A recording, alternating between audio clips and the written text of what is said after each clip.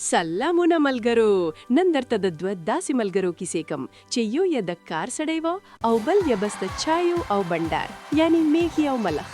سخته ګرمي وه خو میږي جان په خپله شا د غنمو دانه بار کړی وه او په خولو کې ډوب وه. ځان ته یې ویل هلکړه میږیه ژمي را روان دی، وخت مه ضایع کوه. بل خوا ملخ صاحب په سیوري کې پخه په پخه ایښي وه او سندرې یې ویلي. میغې ته یې غږ کړ، ای میغیه، دا دومره خواري د څه لپاره؟ راځه چې لږ بنډار وکړو. میغې ورته وویل، وروره، دا د لوبو وخت نه دی، که نن خواري ونه کړئ نو په ژمي کې به لوغه درسره وي.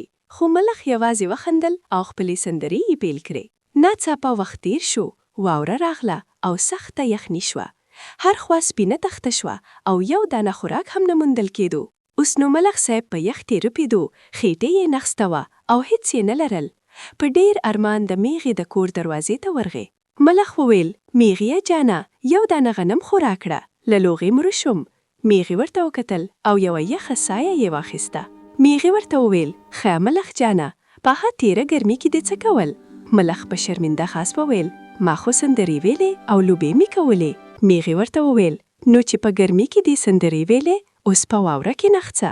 خو بیا یې هم زور ورته وسوځېدو او لږ خوراک یې ورکړ. ملګرو، دا کیسه مو ته څه کوي چې وخت ډیر قیمتي دی.